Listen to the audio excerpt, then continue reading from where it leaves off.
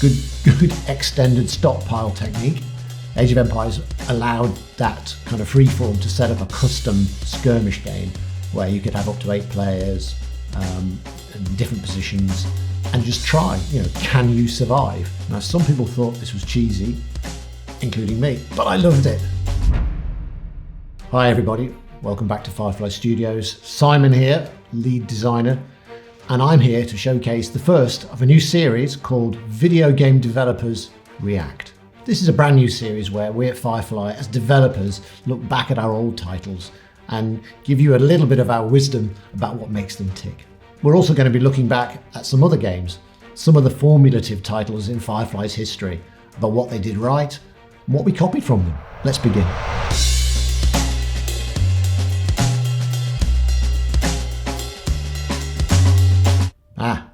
Okay, so this is one of ours. This is Stronghold Crusader. I can't tell you how many hours I've spent on these missions. This looks like quite a late one in the skirmish trail, probably with several fiendishly hard enemies to beat. And it's important to get off to a fast start with something like this, which this player looks like they're doing. One of the things with Crusader is you've got to look at a lot of factors. You've got to defend, you've got to hold out, but you've also got to start to think how you're going to cripple the enemy's AI, the enemy's economy. But this is a good fast start. I like the fact that there are already 11 bakeries going. Where's the wheat? We must have. It's buying wheat. Okay. Good extended stockpile technique. It's already starting to fill up. You can't go slow enough. Like any good RTS, it's all about clicks. You've got to take a bit of a meta view as well. You've got to look at the long term, like which enemy you're going to take out first, I suppose. Nice trooper crossbowman there, heading up to the tower. That will keep things steady for a while. We're getting attacked over there from the right, and we've already got some. Are we going to get burnt? Yeah, we are going to get burnt a little bit, but our lord's out there defending. Nice job. That lord will kill those slaves out pretty easy. Limited space. I mean, that was always the thing on some of these maps, is that they're not wide open spaces for a reason. So you've got to use that space well. I mean, are you going to pump out more housing? You don't need too many people's mouths to feed around the fire. This person's really going big on the crossbowman, right? I was always an archer person. And that's us. So I worked on Stronghold Crusader as a designer and as a coder as well, actually. What was really nice about that clip was watching clearly a pro player, someone that's played a long way through the skirmish trail, playing at speed. Crusader, you can win it several ways. There are many routes to victory, and that person was using crossbowmen and wheat as their primary drivers, and playing a little bit fast and loose by not closing their castle. There's different ways to do it, but whichever way you do it, you've got to be fast. You need to know the techniques of overbuilding, of not going too big on certain factors like peasants, on being a bit relaxed about letting a few people in, because you can always kill them from within, and then starting to push the time at which you can push out. But it was really nice as a designer to see a pro player in action and using a technique and some techniques that I hadn't thought of, actually. I think one of the things when we started out designing it was we wanted multiple research chains. And clearly, I think one of the things that bosses it is bread. Bread produces the most, and we try to offset that by having it require a longer chain. But as we've just seen in that clip, you can also buy bread. And so, you buy the wheat, and then by gearing it up using the windmills and the massed bakers, you can survive with a single type. That's not something we'd planned for in design, obviously, but it's just one of those things that's evolved over 20 years, and a pro player, I guess, bread's the thing. So I've got mixed, as a designer of a castle-based game, I've got mixed opinions about not actually building a castle. I quite often don't actually build a castle and will play it in a kind of tower defense type mode. And that's perfectly valid. And sometimes that works. However, there have been other times, and other people in the company play it and beat me on multiplayer by building a castle. So in certain situations, in certain skirmish missions, you can get away without being totally walled in. And certainly in a good choke point like this map here, you can keep an eye on it. However, if you're in a multiplayer game focusing on the guy out to your west, you then got to look at the guy that sneakily brings around a couple of monks or someone else that just start chipping away at the back. And before you know it, you've lost your granary. I've come a cropper from not building a full castle, but it is really interesting to see that there are multiple ways to victory, multiple ways to win. I mean, castles throughout history weren't just a straightforward box, tower, gatehouse. They used the landscape. They used different ways to trick players into what looks like a weak point, and actually it was a really hard to attack point. And I think in that respect, Stronghold succeeds. Yes, there are bits where there isn't a wall in front of you, but that's probably for a good reason. You're probably going to get mullered when you go in there. Okay, so Age of Empires.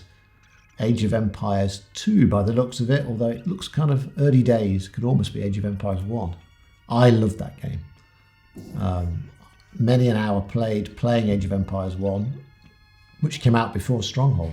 Similar thing, obviously, it's build base, hold off initial attacks, build up, and then go crush everything.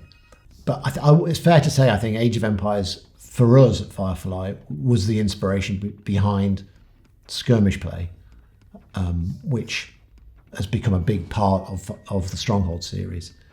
Age of Empires allowed that kind of freeform to set up a custom skirmish game where you could have up to 8 players in different positions and just try, can you survive?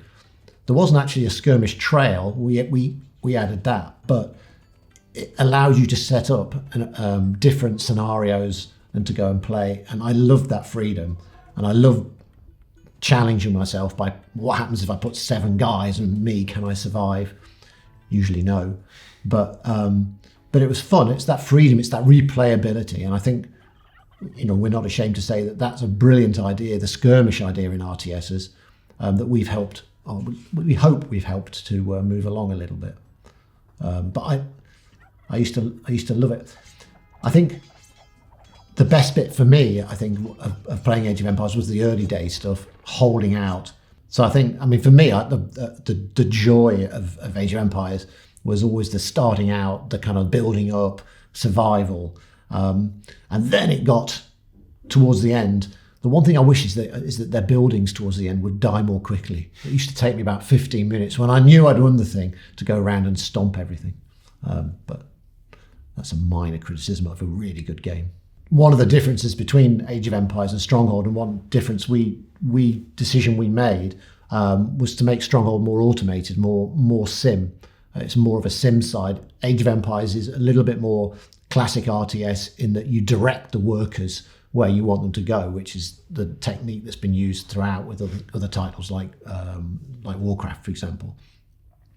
And I like them both. I think we couldn't use that in Stronghold. You have enough to do in Stronghold in terms of building a castle, defending a castle, attacking other castles, running your kind of sim side of things. If you had to manually assign troops as well, I think everyone would explode. But I like the freedom and the slightly more control you get by being able to sort of uniquely pick a peasant and assign them to whatever job you want to do. But obviously if they get shot, then being killed, then that kind of makes life a bit trickier for you. Whereas with Stronghold, automatically you'll get a new one pumping out and filling that job. I think having individually assigned workers works well in cases when you haven't got so many sim chains. For us in Stronghold, we have so many sim chains that it's tricky to do that. You'd spend far too long just assigning workers, I think. But I think for Age of Empires and for a lot of other RTS games, it's a really simple, very satisfying mechanic. So Age of Empires clearly, along with other RTSs, uses Fog of War. And we often get asked why Stronghold doesn't use Fog of War. I think for an exploratory game like Age of Empires, then that adds a lot of tension. You don't know where your enemy is. You've got to go and explore to find that. They're coming out of the fog, but you don't know what the terrain lies behind it. With Stronghold, especially something like Stronghold Crusader, you kind of need to know, because you're going to get attacked from all directions, and you need to know what they're doing, because you need to go and dominate them economically. To stand a chance with Stronghold, we can't have fog of war. Would make it almost impossible to win some of the games that we make, because they're really hard anyway, and you kind of need to pre-plan what you're going to do. You could look to the west and there's like a really easy character, and you think you could either decide to take them out first or ignore them. You look to the right, there's a hard character there, and you can kind of maybe build up your defenses on that side. For us, I think Stronghold benefits from a lack of fog of war, because it allows you to do a lot of intelligence gathering at the start and plan your overall strategy accordingly. But, Stronghold does things a bit differently. There's room in this world for RTSs with fog of war and without.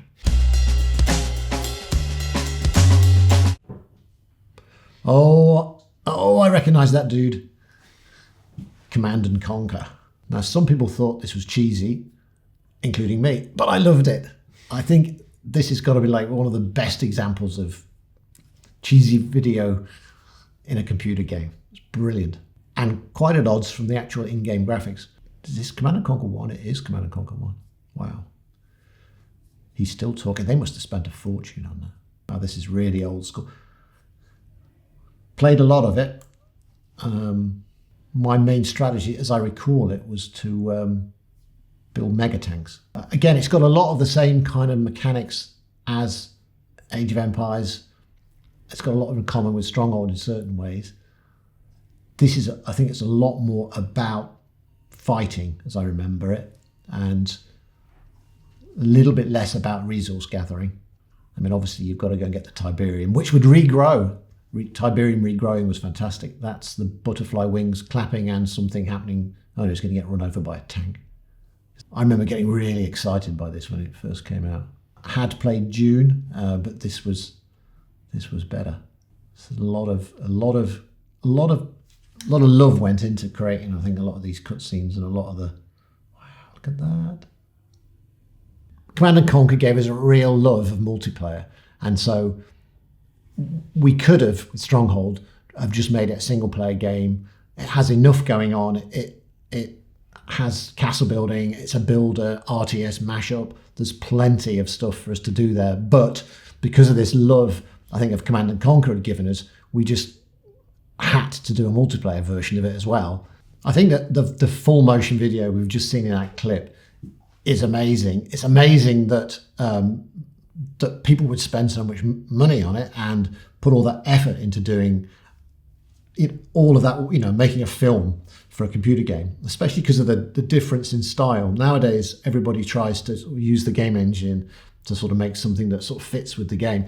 Then there's clearly a sort of huge disconnect between what you're seeing on your TV screen and what you're playing. But I loved it. I loved that kind of the energy and the love and the heart and soul they put into it, and it gave that series something special. Especially when it moved into the evil Cain, and he was like a baddie par excellence, I think. I can't say that we ever considered it for Stronghold. We didn't have the budget to do it, I think. But for us, I think we needed to do something a little bit simpler. I think with Stronghold 1, we actually did do quite a bit, and we had perhaps our characters, the rat, the pig, the snake, and the wolf. Perhaps they've got something to sort of thank Command & Conquer for, in that we made them quite larger than life characters, and that was possibly as a result of watching some of these larger than life characters. One of the things to note, I guess, about Command & Conquer and possibly StarCraft is there's a big difference between doing an historical RTS and doing a more modern or certainly a sci-fi RTS. I would say the modern stuff's a lot easier. it's more, in some ways, we've got a lot more to go on if you're making an historical RTS, because you're using weapons and chains of production that are known, so you haven't got to make it up. But you have to be faithful to them. We've always tried to be faithful to that and to educate a little bit about who makes the bows, etc. in Stronghold. I have always kind of slightly been jealous of the freedom of a modern kind of futuristic RTS like Command and Conquer, in that if you need something to fly to get over a wall, then you can get over a wall by flying. You know, we haven't got to have a gatehouse system that opens underneath of it. And you can do, if you have an issue, you can have a new piece of tech called a discombobulator or whatever you want, and that can do the thing you need it to do. So you can get yourself out of quite a few holes with either sci-fi tech, or in fact with magic, which is a whole different ball game. But keeping it straight and playing it straight gives you some advantages in that you know what you're doing. Artists know what it looks like. They're big pluses for developers, but it's also a straight jacket in that nobody wants a bow that can fire 1 million of them at great range across the map, or some sort of radar tech or something like that clearly didn't exist at the time. Aha! Caesar 3, one of the games I worked on before Firefly for Impressions Games, and I was designer and coder on this one. So I know it quite well.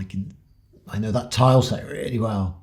I'd certainly implement it. And somebody is really going to town here by the looks of things. That's what I think we learnt a lot for Stronghold from our city building days. And clearly, I think it's got a similar vibe. You make a lot of stuff. Oh my goodness, look at that.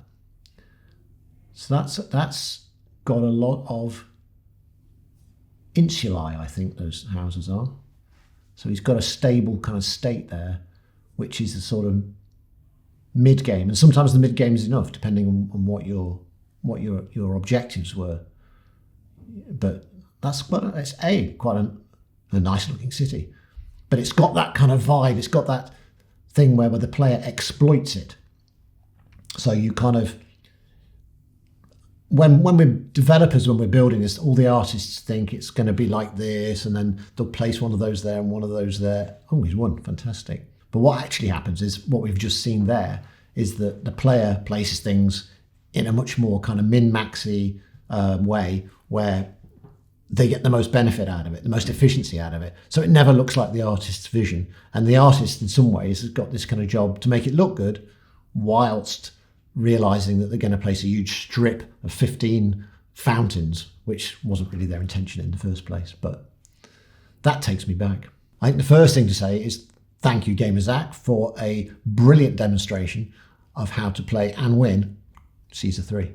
It's interesting looking back on Caesar 3, which is a game that we made, I was a part of making about 25 years ago, just to see how things have moved on. I mean, nowadays, if you play a city builder, they're way more accessible. They're a lot less about being a kind of computer or video game where you can lose, and a lot more about building and enjoying the building process.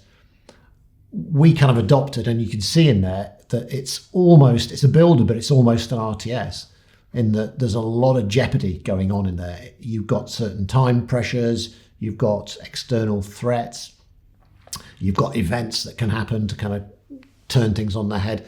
And we loved playing that. And 25 years ago, that was, I think, perhaps the way computer games were.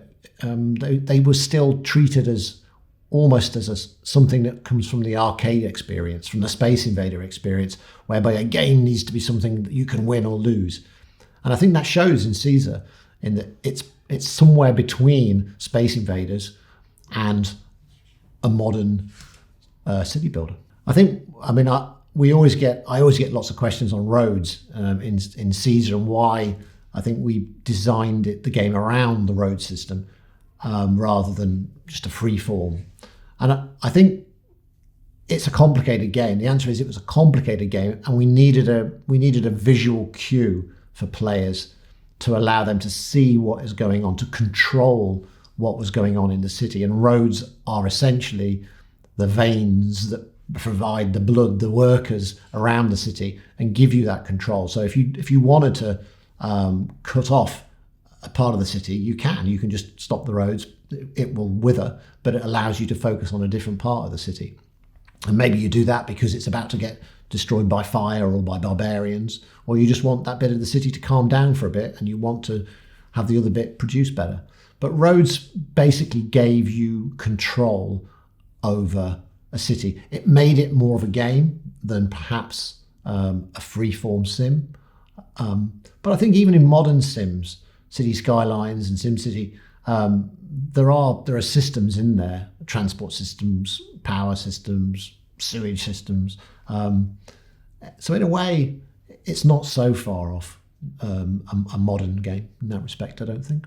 So I mean, I've spent my life making city builders and RTSs, and in Stronghold a city builder RTS cross. And from personally, that's the sort of game I like. I like a game that has danger in it, that has jeopardy in it, that has a kind of a closed end to it, a win or a lose. I sometimes play more open-ended city builders, but for me, they lack the challenge of knowing that the barbarian horde's going to crush me, or my friend is going to, slowly chip away through my back wall and destroy my granary and make me very cross. I like the challenge of an objective-based game. So I think going forward, I will, in Firefly, will always be making that style of game, whether it's in the medieval period or whether indeed it's in the Roman period. So that was a few games, both from Firefly and from other well-known studios. All games I've enjoyed playing to varying degrees of success. Hopefully that's been useful from the point of view of how we make games, what makes us tick, the stupid decisions we make. So that's it from me. Hopefully that was interesting in some small way. If you did find it interesting, please like and subscribe. And if enough people do, we'll carry on with the series. If you've got any games you want us to cover, then just drop them in the comment section below and we will probably cover them in a future episode.